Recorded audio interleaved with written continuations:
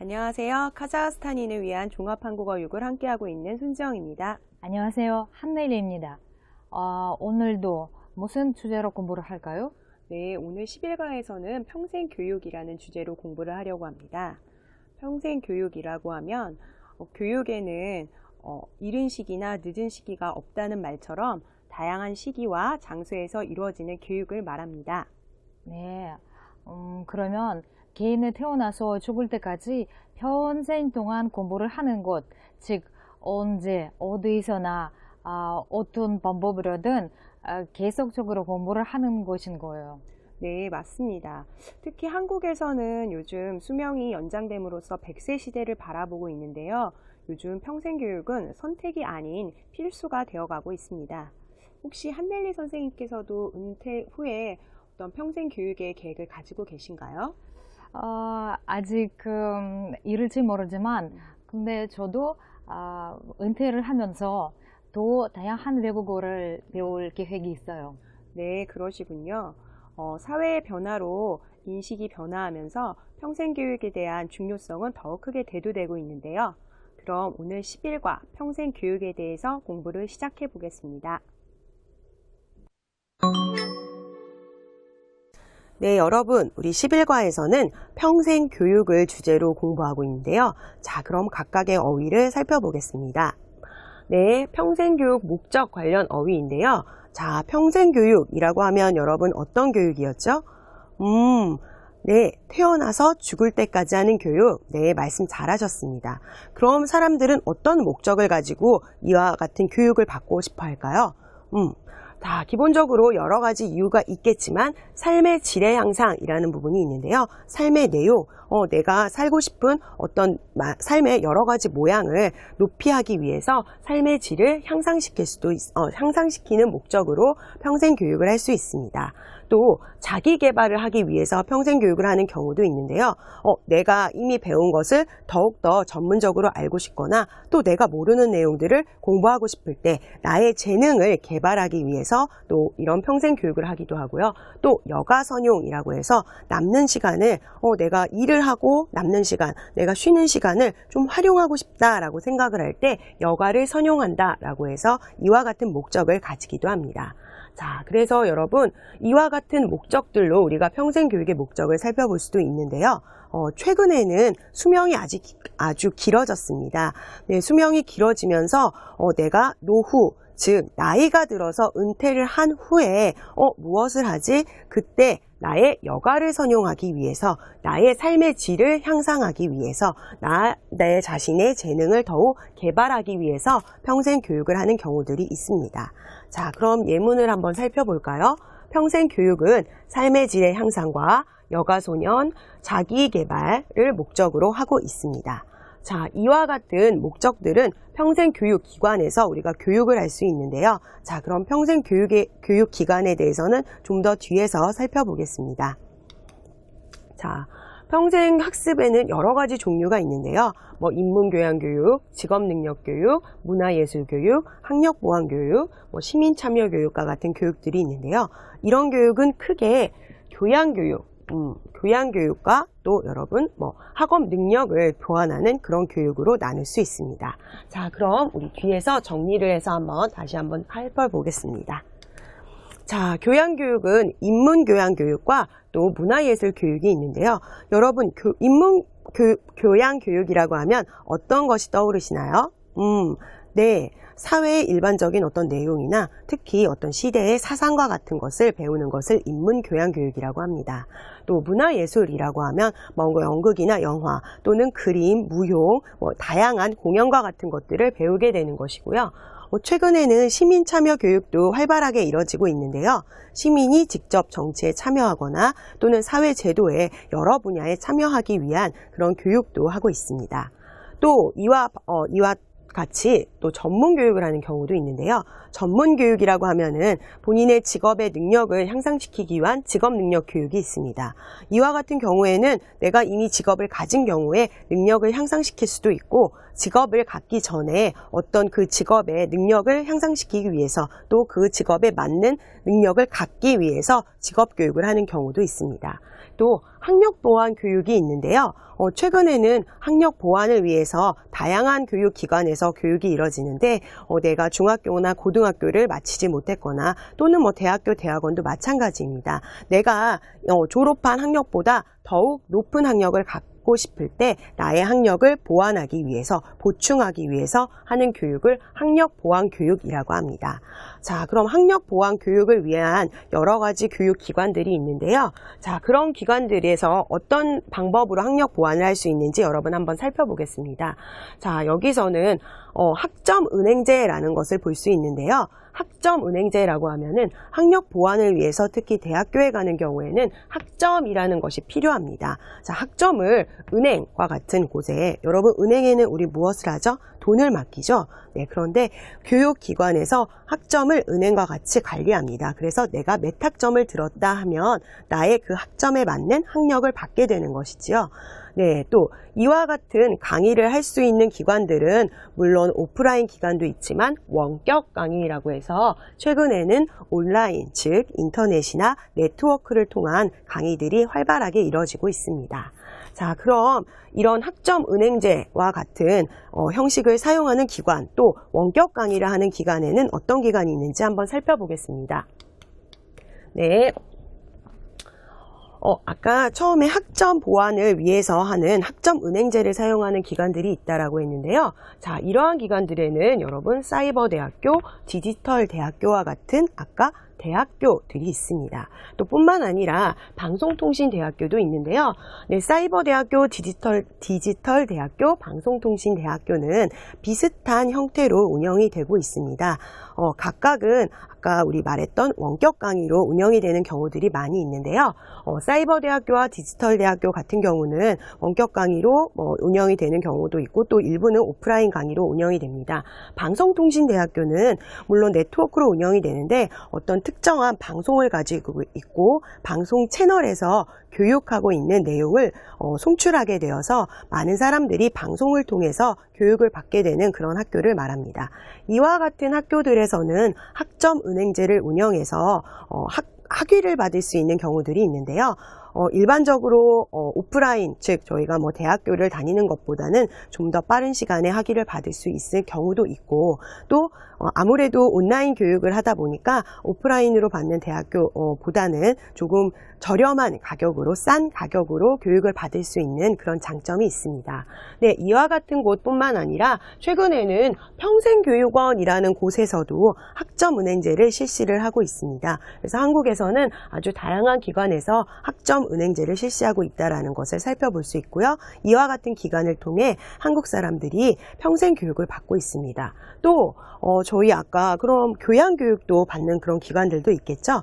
교양교육을 받는 기관으로는 문화센터나 구청에 있는 복지관을 살펴볼 수 있는데요. 문화센터라고 하면은 보통 일반적으로는 문화센터라고 하면은 백화점에 설치가 되어 있는 그런 기관을 말하는데요. 백화점에서 그냥 사람들이 물건을 사고 파는 것뿐만 아니라 사람들이 인문교양을 쌓는 여러 가지 프로그램을 운영해서 좀 주부들이나 아니면 노후에 여가를 좀 선용하고 싶은데 그 여가를 어떤 학위를 받는데 선용하는 것이 아니라 내가 좀 교양을 쌓고 싶다라고 하는 그런 분들을 위한 그런 여러 가지 프로그램들이 있고요. 구청이라고 하는 것은 한국에는 시와 구로 한국의 지역을 나눌 수 있는데요. 그 지역 내에서 운영을 하는 그런 문화센터에서 운영하는 것과 비슷한 다양한 교양교육이 이루어지는 곳을 말합니다. 자, 그럼 여러분 여기까지 평생교육에 관련된 여러 가지 어휘들을 살펴보았는데요. 그럼 한넬리 선생님과 계속해서 더 연습해 보시기 바랍니다. А сейчас давайте посмотрим пару еще выражений с употреблением их в предложениях. Итак, первое выражение это у нас сайботыхакё. Сайботыхакё это дистанционное обучение. То есть такое обучение, в Корее это могут быть целые университеты или факультеты при университетах, которые производят обучение на дистанции по интернету. Итак, пример у нас такой. 사이버트 학교에 재학 중인 많은 직장인들은 일찍 퇴근하고 컴퓨터 앞에 앉아 공부하는 것이 힘은 들지만 그 뿌듯함 또한 크다고 말한다. Это обозначает, что многие сотрудники, которые в настоящее время работают, это выражено вот чихак чунин, то есть сотрудники, которые сейчас учатся вот в этих сайбер-университетах, в настоящий момент учатся в них, они заканчивают пораньше работу и садятся перед компьютером и занимаются. И пускай это и тяжело, акцентируется на этом, пусть это тяжело, но это дает им большую радость. Посмотрим следующее выражение. Это у нас 직업 능력 교육, то есть это повышение квалификации. Итак, у нас пример такой. 그 회사는 직원들의 업무 능력 향상을 위하여 직업 능력 교육을 지속적으로 실시해왔고 최근에 그러한 노력을 빛을 발하고 있다. Это обозначает, что сотрудники для поднятия способности в работе, то есть в целях повышения деловой квалификации, 업무 능력 향상, то есть повышение деловой квалификации. В целях повышения деловой квалификации реализуют постоянное профессиональное обучение. Это реализует 실시해왔고, то есть реализует постоянное профессиональное обучение, что в последнее время очень популярно.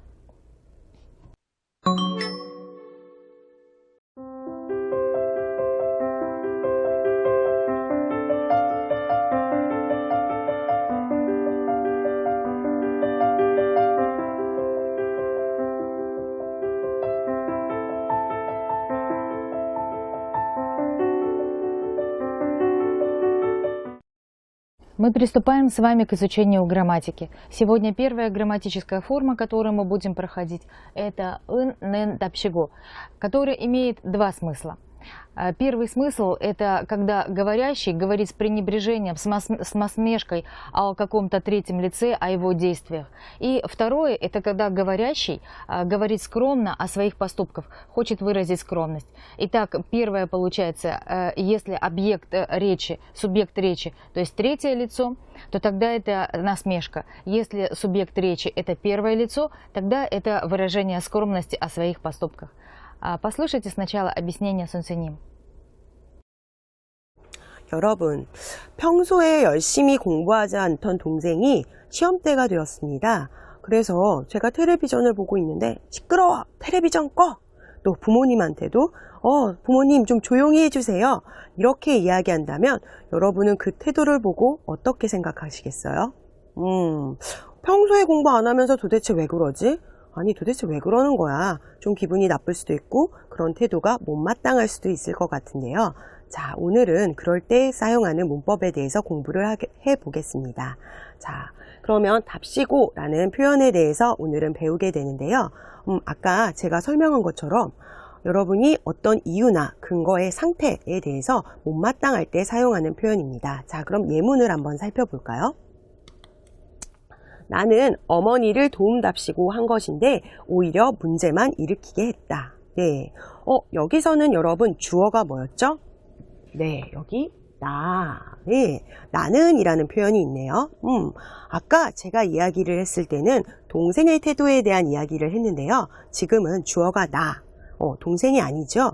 네, 이럴 때는 내가 하고 있는 답시고 라고 하는 것은 내가 하는 행동이 못마땅한 것이 아니라 내가 한 행동을 조금 겸손하게 이야기할 때 사용할 수 있습니다. 그래서 나는 어머니를 돕는다고 어떤 행동을 했는데 그것이 문제만 일으키게 돼서 조금 답답한 그런 상황을 이야기하고 있네요. 네, 그럼 두 번째 예문을 한번 살펴볼까요? 자, 여러분, 두 번째 예문의 주어는 무엇이죠? 동생이네요. 네, 아까 제가 이야기한 것처럼 동생이 어떤 행동을 했습니다. 그 행동을 한 것에 대해서 못마땅하게 생각할 때 사용한다라고 했죠. 자, 그럼 한번 예문을 보겠습니다. 동생은 공부를 한답시고 부모님께 텔레비전을 꺼달라고 했다. 제가 설명한 그런 상황하고 아주 비슷한데요. 평소에 열심히 공부를 하는 사람이라면 아마 부모님께 텔레비전 좀 꺼주세요 라고 이야기를 해도 우리가 답시고 라는 문법을 사용하지 않고 이야기를 했을 텐데요.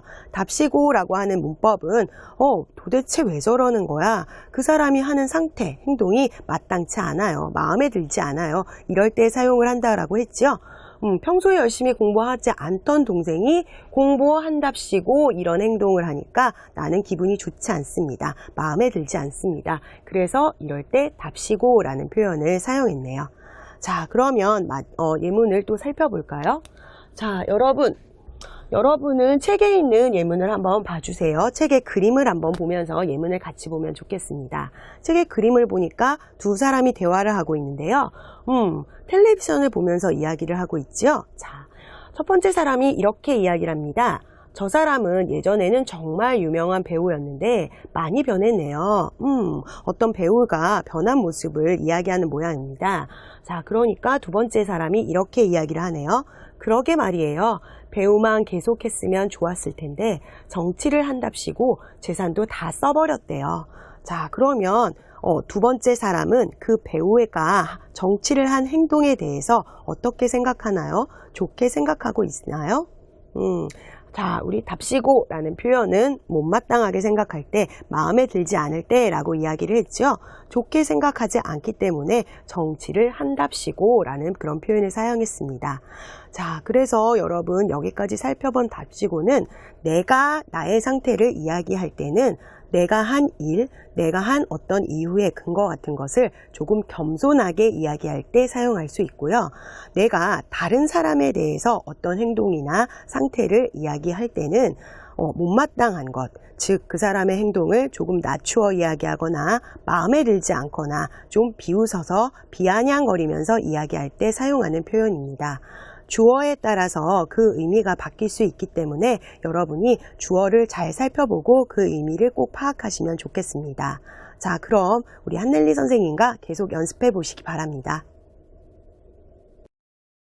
А теперь посмотрим еще пару примеров с употребления этой грамматической формы 은, 는, 답시고. Итак, 그 사람이 요즘 사업 실패로 어려움을 겪고 있다면서요. 네, 공부만 하던 사람이, сюда вставляем мы форму, предложенную с окончаниями, получается, 공부만 하던 사람이 사업을 한답시고 나섰다가 실패했어요. Это обозначает, что говорят, 있다면서요, говорят, что он, этот какой-то человек, потерпел сильное поражение в бизнесе, то есть его бизнес не удался. И сейчас переживает очень трудные времена. 네, и 공부만 하던 사람이, получается, что человек, который только учился, только мог учиться, влез в бизнес, вот и потерпел поражение. То есть здесь окончанием андапщиго выражена насмешка. Залез в бизнес, вот и получилось так. Посмотрим еще один пример. 어디에서 이렇게 타는 냄새가 나지? 아버지, 제가 요리를 한답시고 재료를 다 태워버렸어요. Откуда так горелым пахнет?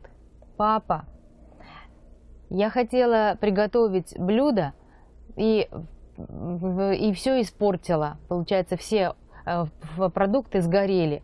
И здесь уже выражен второй смысл, поскольку здесь субъект речи – это первое лицо, говорится о себе, значит, человек хочет выразить скромно какие-то свои поступки.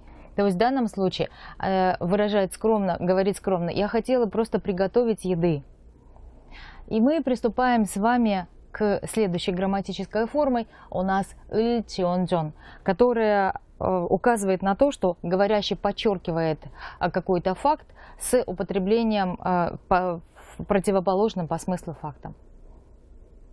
자, 여러분, 우리가 대조와 관련된 여러 가지 표현들을 배웠었지요. 어떤 것이 떠오르시나요? 네, 앞의 사실은 인정하지만 뒤에 조금 다소 다른 내용이 나오고 또 뒤에 사실을 강조할 때 사용했었던 표현들. 을망정이요. 와, 여러분 기억력이 참 좋으신데요. 자, 오늘은 그와 비슷한 표현으로 우리가 을지언정이라는 표현을 배워보겠는데요. 을망정보다는 다소 강한 느낌을 주는 표현입니다. 자, 그럼 예문을 보면서 한번 다시 살펴볼까요? 자, 내 동생은 나이는 어릴지언정 생각하는 것은 어른스럽다. 자, 우리 보통 나이가 어리다라고 생각을 하면 어떤 생각하시나요? 아마 철이 없다라는 생각을 하실 텐데요. 자, 이런 일반적인 사실하고는 상당히 대조적인데요. 이 대조적인 내용을 넣은 것은 동생이 어른스럽다라는 뒤의 내용을 강조하기 위해서지요. 그래서 여기서는 나이가 어릴지언정 내가 생각하는 것보다 생각하는 것이 아주 어른스럽다라고 해서 동생을 표현할 때 사용했습니다. 자, 그럼 두 번째 예문도 살펴볼까요? 자, 여러분 두 번째 예문을 보시면 이런 예문이 있네요. 비록 가난하게 살지언정 그릇된 행동으로 돈을 벌고 싶진 않다. 예, 여러분 가난하게 산다라고 하면은 사람들이 아마 힘든 일 때문에 내가 나쁜 행동을 할 수 있다라고도 생각하기 쉬운데요. 가난하게 살지언정이라고 해서 극한의 부정적인 상황을 가정을 하고 내가 절대 그렇게 하고 싶지 않다라는 어떤 뒤의 내용을 강조하기 위해서 썼는데요. 그릇된 행동이라고 하면 어떤 행동이죠? 잘못된 행동, 나쁜 행동을 말하죠. 그릇된 행동으로 돈을 벌고 싶지는 않다라고 해서 역시 뒤의 내용을 아주 강조해서 사용을 했습니다. 자, 여러분 그럼 우리 세 번째 예문을 한번 살펴볼겠는데요. 여러분은 책에 있는 그림을 한번 봐주세요. 네, 민준 씨 이번에 마라톤을 완주했다면서요. 대단해요. 마라톤을 완주하는 거 여러분 쉬운 일이 아니지요? 네, 그럼 두 번째 민준 씨가 대답을 하네요. 고마워요. 저는 실패는 두렵지 않거든요. 네, 일반적으로 실패하는 것은 두려워하기 쉬운데요. 우리 민준 씨는 실패가 두렵지 않다라고 이야기를 하면서 이와 같은 말을 했습니다. 비록 실패할지언정 하고 싶은 것은 다 도전해보고 싶어요. 네, 실패를 한다면 사람들은 일반적으로 도전하기를 두려워하고 꺼려하는 경우들이 많이 있을 텐데요. 여기서 민준 씨는 이렇게 이야기를 하네요. 실패할지언정. 네, 실패하는 것을 어때요? 가정했습니다. 그렇게 하더라도 나는 도전해보고 싶다라고 해서 역시 지언정의 앞의 내용과 뒤의 내용이 대조적이면서 도전을 해보고 싶다라고 하는 뒤에 나오는 내용을 강조했습니다. 자, 이때는 비록하고도 같이 쓰였다라는 거 여러분 기억을 해두시기 바랍니다. 자, 그래서 우리가 이제까지 살펴본 의지언정은 여러분이 아까 이야기한 것처럼 을망정과 같이 앞의 내용과 뒤의 내용이 다소 대조적인 그런 내용 또는 앞에 일반적인 사실이 오게 되는데 뒤에는 그에 기대하지 않았던 그런 사실이 오는 경우 또 지금처럼 아주 극한의 부정적인 상황을 가정하는 경우에 뒤의 내용을 강조하기 위해서 오늘 때 사용할 수 있는 표현입니다. 또 여러분 과거형에서는 을망정이라는 표현도 사용할 수 있습니다. 자, 그럼 여러분 한넬리 선생님과 계속해서 연습해 보시기 바랍니다. А теперь давайте посмотрим еще пару примеров с употреблением окончания ылчонжон. Итак, первый пример у нас такой. 그 시험은 정말 합격하기 어려운 시험이래. То есть говорят, ире это говорят. Итак, говорят, что это действительно очень сложный экзамен для прохождения. То есть его пройти очень сложно. 알아요, знаю. Сюда мы вставляем 실패를 하다. Вместе с этим окончанием у нас получается. 실패를 할지언정 후회하지 않도록 열심히 할게요. И здесь это обозначает, что даже если я и провалюсь, то я буду усиленно заниматься для того, чтобы потом не сожалеть. И окончание альчионжон в данном случае выражает признание того, что он может провалить. То есть признание своего возможного провала с противопоставлением того, что он не будет сожалеть об этом. Посмотрим еще один пример. 주말마다 봉사활동을 하면 피곤하지 않아요? Вам не сложно заниматься каждые выходные волонтерской деятельностью? 봉사활동 – волонтерская деятельность. Дальше мы вставляем сюда предложенное выражение, то есть момент коданада. Коданада – это быть уставшим, утомленным. Получается о теле. вместе с окончанием у нас получается.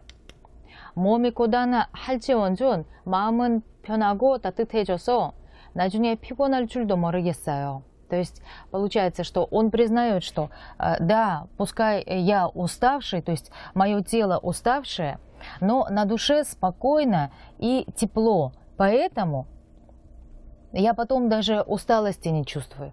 То есть человек этим окончанием выражает, что он признает, что да, он устает. И потом противопоставляется значение по смыслу, что он даже в усталости не чувствует, потому что на душе тепло и спокойно. 선생님, 저희가 평생교육을 주제로 공부하고 있는데요. 네. 선생님께서 생각하시는 평생교육이 필요한 이유는 무엇입니까? 네, 평균 수명이 늘어나는 것이 제일 큰 이유라고 생각을 합니다.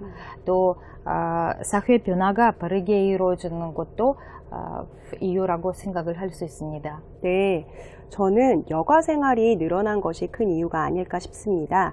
또 사회적, 문화적인 여러 가지 변화들도 평생교육이 필요한 이유가 되겠지요. 네, 아까 말씀하신 것처럼 여러 이유로 평생교육이 필요할 것 같습니다. 네, 그럼 여러분, 우리 평생교육이 필요한 이유에 대해서 듣기를 듣고 더 이야기를 나누어 보겠습니다. 여러분 안녕하십니까? 오늘은 서울평생교육원의 원장님을 모시고 평생교육의 필요성에 대한 논설을 들어보도록 하겠습니다. 원장님?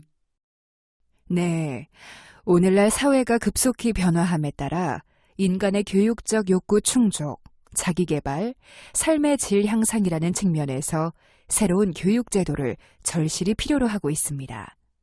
전통적인 의무교육으로서의 학교교육만으로는 현대사회의 급속한 변화에 적응하기 매우 어렵기 때문입니다.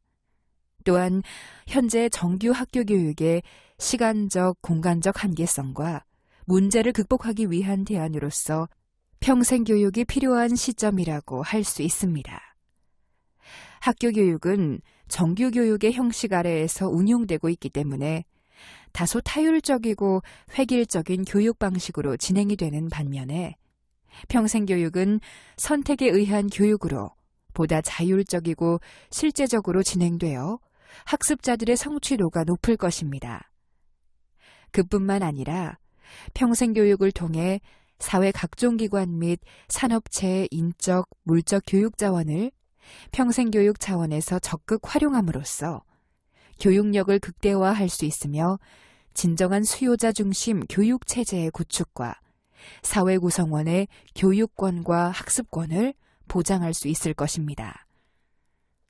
급격한 사회 변화와 정보화, 세계화 시대에 적응하여 삶의 질을 향상시키기 위해서는 날로 새로워지는 지식과 기술을 익혀야 하며 이러한 평생교육은 적극적으로 확대되고 제도적으로 뒷받침되어야 할 것이라고 생각합니다. 선생님, 네. 들은 내용을 한번 정리해 볼까요? 네, 아까 평생교육에 대해서 이야기가 있었습니다. 그리고 또 사회가 급속한 변화로 교육 시스템을 바꾼다는 이야기가 있었습니다. 네, 맞습니다. 사회가 빠르게 변하고 있는데 학교 교육이 이것을 적응하기에는 조금 부족할 것 같습니다. 그래서 평생교육이 필요하다는 평생교육의 필요성에 대해서 이야기를 했네요.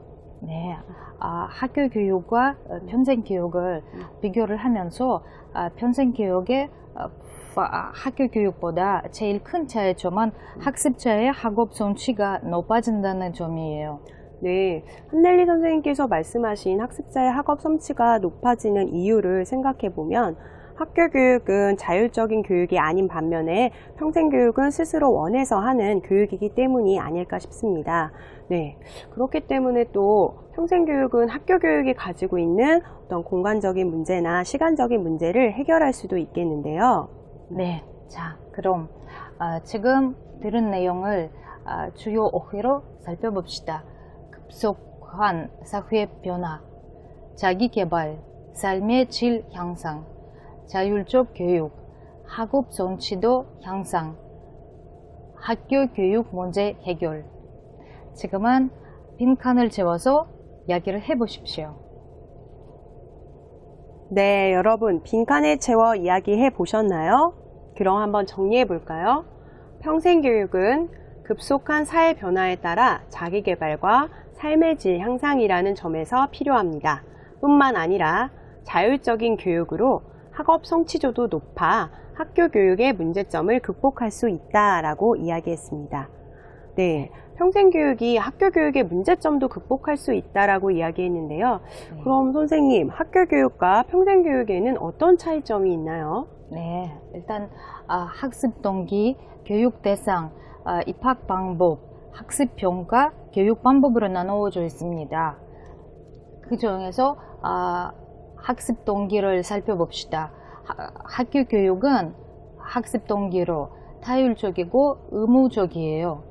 하지만 평생교육은 자율적이고 선택적이에요. 네, 학습 동기를 살펴봤는데요. 교육 대상을 살펴보면 학교 교육은 연령의 제한이 있는 반면에 평생교육은 말 그대로 태어나서부터 죽을 때까지 할 수 있는 교육이므로 연령의 제한이 없습니다. 그래서 남녀노소 누구나 교육을 받을 수 있습니다. 네, 이제는 교육 방법은 제일 큰 차이점이 나는데 어떤 점이 나왔을까요? 여러분 한 번 생각을 해보시고 이야기를 해보십시오. 네, 여러분 아까 한넬리 선생님께서 주신 교육 방법을 생각해 보셨나요?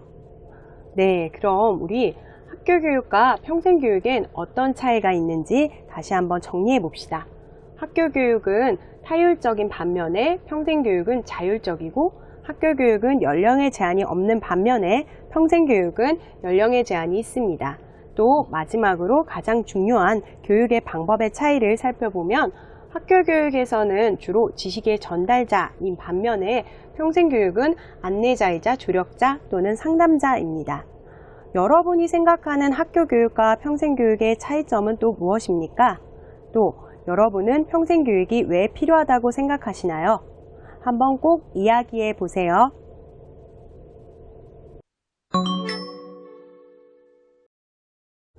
여러분, 우리 어휘에서 사람들이 평생 교육을 받는 목적에 대한 것을 살펴보았는데요. 여러분, 어떤 목적이 있었지요? 네, 말씀 잘하셨습니다. 네, 삶의 질을 향상시키고 여가를 선용하고, 네, 노후에 대한 이야기도 있었다고요. 기억력이 상당히 좋으신데요. 그럼 우리 교재에 있는 읽기 그림을 한번 여러분 살펴보시겠어요? 네, 잘 살펴보셨어요? 자, 여러분, 우리 아까 노후에 대한 이야기를 꺼내주었는데, 노후에 여가를 선용하기 위해서 많은 사람들이 평생 교육을 받고 있다라는 이야기를 선생님이 한 적이 있습니다. 여러분은 나이가 든 후에 은퇴를 하게 되었을 때 어떤 공부를 하고 싶으신가요? 여러 가지 내용이 들리는데요. 자, 오늘은 우리 나이가 든 후에 우리 공부를 하고 있는 한국의 어떤 여가 선용으로 평생 교육을 하고 있는 그런 그런 분들의 내용을 한번 읽어보겠습니다. 자, 그럼 같이 한번 읽어볼까요? 최근에 나이가 들어서도 자신을 위해 끊임없이 투자하고 노력하려는 노년층이 늘고 있다. 네, 우리 아까 노후라고 해서 노라는 것이 들어가게 되면 어때요? 나이가 든 사람을 말하죠. 노인, 노후, 또 노년층. 네, 그래서 노후에 무엇을 위해서 자신을 끊임없이 투자하고 노력하는 것이 어떤 것이죠? 자기 개발. 여러분 기억나시나요? 네, 이런 것들을 자기 개발이라고 할 수 있겠죠? 네. 그럼 계속해서 한번 살펴볼까요? 과거 경로당에 모여 앉아 단순히 취미 생활을 하거나 여가 시간을 보내던 소극적인 형태와 달리 보다 적극적으로 자신의 노후를 설계하고자 교육을 받는 것이다. 네, 여러분, 경로당이라는 곳을 혹시 아시나요? 경로당은 할머니, 할아버지들이 이제 일거리가 없고 또 노후에 시간이 많으시기 때문에 서로 모여서 그곳에서 할머니, 할아버지들의 정보를 공유하고 또 할머니, 할아버지들이 즐겁게 시간을 보내시는 그런 곳을 말하는데요.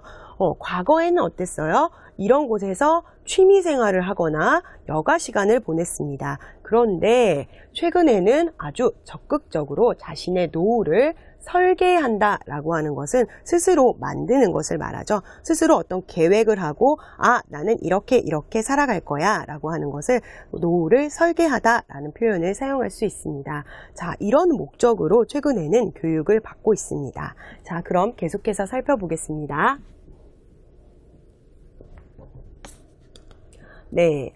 일반 대학 캠퍼스에서도 나이가 지긋한 백발 학생들을 심심치 않게 만나볼 수 있다. 여러분, 아까 저희가 평생 교육을 받을 수 있는 여러 가지 기관들을 이야기했는데요. 어떤 기관들인지 기억이 나시나요? 네. 여러 기관들, 인문교양을 받을 수 있는 기관도 있었고요. 어떤 전문적인 교육을 받을 수 있는 기관도 있었는데요. 여러분, 어디예요? 대학교. 대학교는, 여러분이 알고 있는 대학교를 말합니다. 네, 그 대학교에서 어떤 사람들이 나이가 지긋하다라고 하면은 나이가 꽤 많은 사람들을 말합니다. 백발의 학생들이라는 것은 머리가 하얀, 백발은 머리가 하얀 사람들을 말하니까 여러분 어떤 사람들, 나이가 많은 노년층들이 대학교에 입학을 하고 있나 봅니다. 심심치 않게 만나볼 수 있다라고 해서 여러분 심심치 않게는 아주 드문 경우가 아니라 쉽게 어렵지 않게 만날 수 있다라고 했네요. 나이가 들어서 강의실에 들어왔다고 해서 이들이 수업을 만만히 보는 것은 전혀 아니다. 네, 수업을 나 적당히 해야지. 나 나이 많으니까 나 적당히 해도 선생님께서 점수 잘 주시겠지. 교수님이 나 잘 봐주시겠지 라고 하는 것이 아닙니다. 네, 오히려 젊은이들보다 더 열심히 학업에 임하고 있다는 게 수업을 담당하는 교수들의 이야기이다. 네, 여기서 여러분 학업에 임하다라는 표현이 있는데요. 학업에 임하다라고 하는 것은 학업 우리 일반적으로 공부를 학업이라고 하는데 학업을 하는 것, 즉 학업을 공부하는 것을 말하는 걸 학업에 임하다라고 얘기합니다. 또 오히려 젊은이보다 더 열심히 공부를 하고 있다라는 내용이네요. 자, 그럼 계속해서 살펴보겠습니다.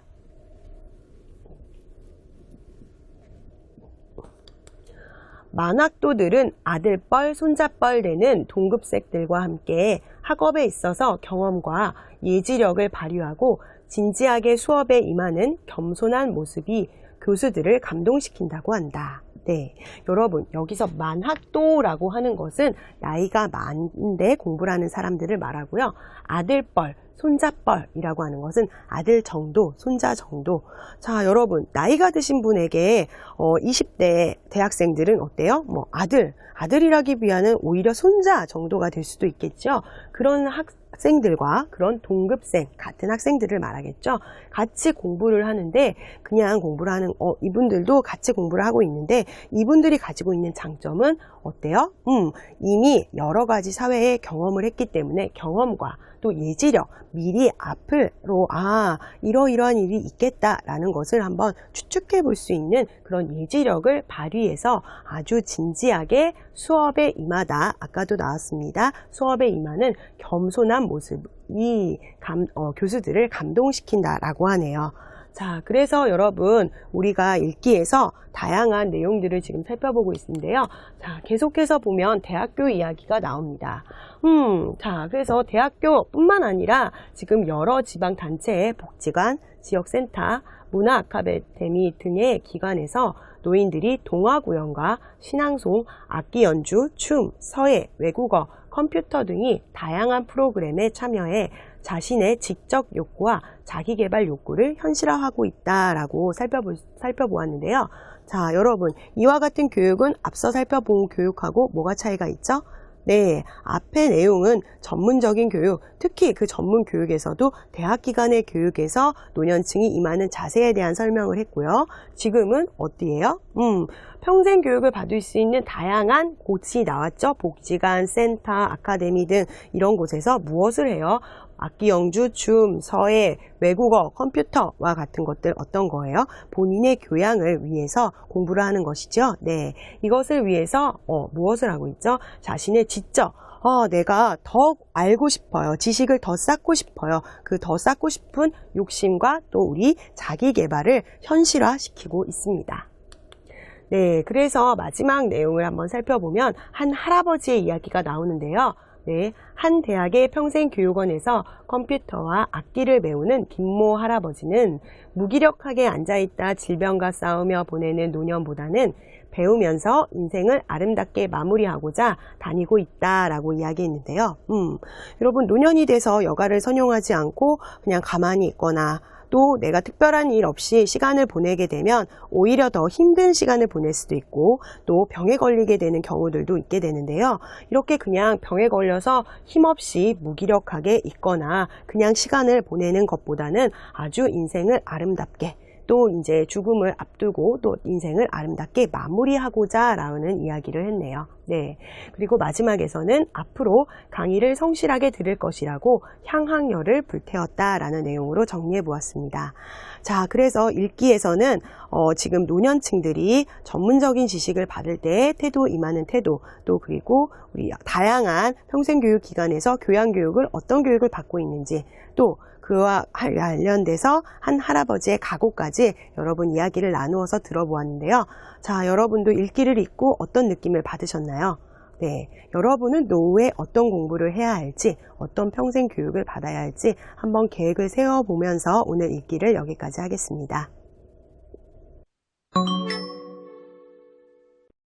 자, 여러분, 우린 평생교육에 대해서 계속 공부하고 있는데요.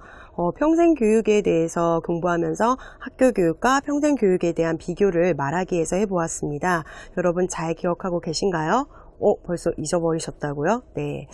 그럼 우리 쓰기를 할 때 여러분이 기억하고 계시면 더 좋을 것 같은데요. 자, 오늘은 평생교육의 필요성과 바람직한 방향이라는 주제로 여러분 이야기를 써보겠습니다.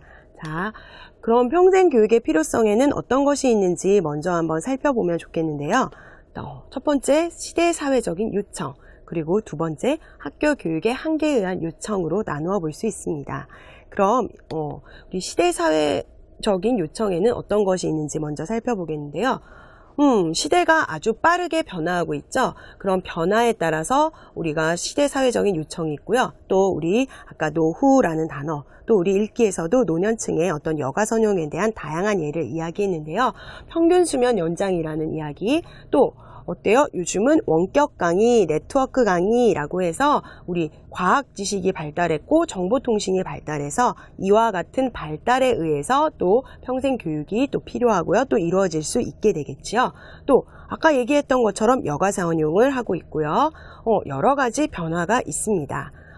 또 평생교육의 필요성 중에 여기 8번째 나온 것이 어쩌면 무엇보다 또 중요한 이유 중에 하나일 텐데요. 최근에는 지역이 아주 다양화되면서 지역의 전문성이 더욱더 강조되고 있습니다. 그러니까 예전에는 그냥 직업을 가졌다라고 하면은 그 일을 일반적으로 수행하는데 내가 직업을 갖기 전에 갖고 있는 능력으로 충분하지만 최근에는 다양한 사회에 이와 같은 변화들이 있기 때문에 이제는 내가 전문적인 직업을 가진 사람이라 하더라도 계속 끊임없이 배우고 또 노력해야 하는 그런 일이 필요하기 때문에 이런 평생 교육에서 시대 사회적인 요청의 마지막 이유로 한번 살펴볼 수 있었습니다.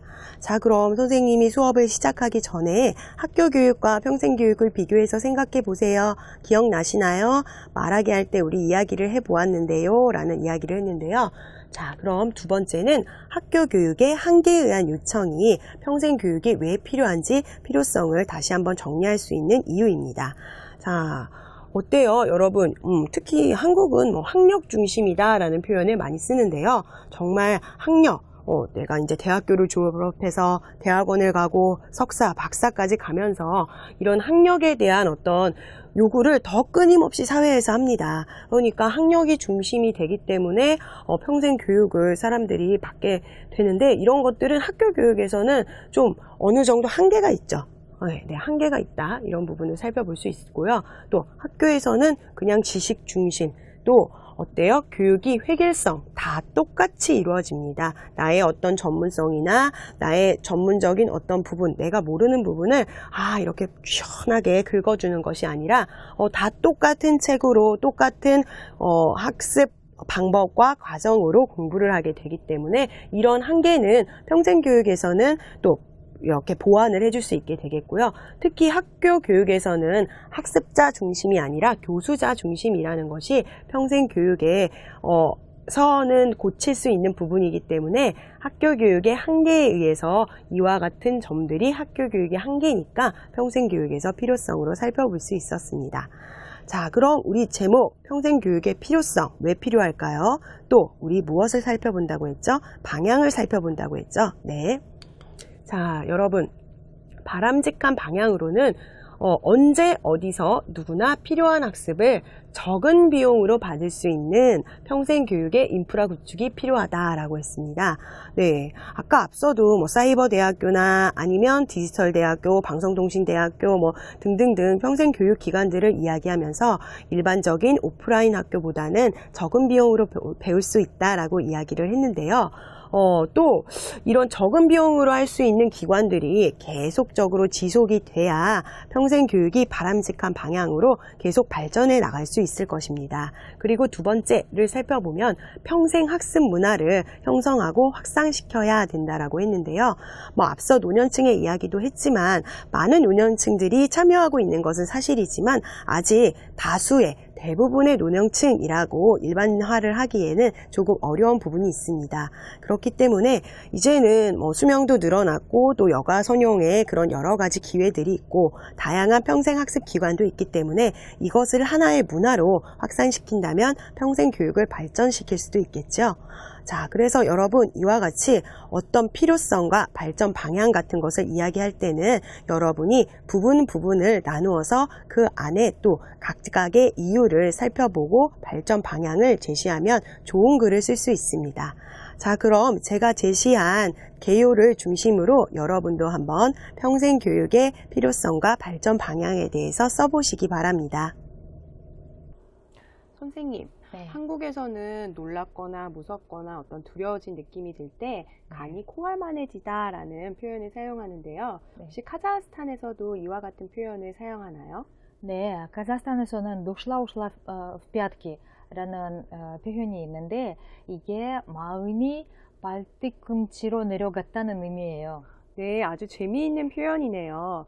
그럼 혹시 선생님께서도 이런 간이 콩알만해진 경험이 있으신가요? 네, 제가 밤에 길거리에서 지나가다가 누군가 뒤를 다가오면서 제가 너무 놀라서 간이 콩알만해졌다는 느낌이 있었어요. 네, 그러시군요. 한넬리 선생님이 말씀하신 것처럼 밤에 뒤에서 누군가 갑자기 다가온다면 아마 모두 간이 콩알만해질 것 같습니다. 네, 여러분도 교재 190쪽에 있는 예문을 보면서 이 표현을 꼭 익혀보세요.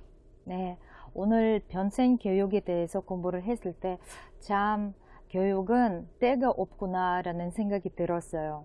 네, 선생님께서 말씀하신 것처럼 교육에는 때도 없고 끝도 없는 것 같습니다. 오늘은 평생 교육과 관련된 여러 가지 어휘들을 공부해 봤고요. 또 답시고 을지어과 같은 표현을 공부해 봤습니다. 여러분도 평생 교육의 계획을 가지고 공부를 한다면 한국어 공부에 더욱 도움이 될 것 같네요. 네, 오늘 수업은 여기까지입니다. 다음 시간에 만납시다. 수고하셨습니다.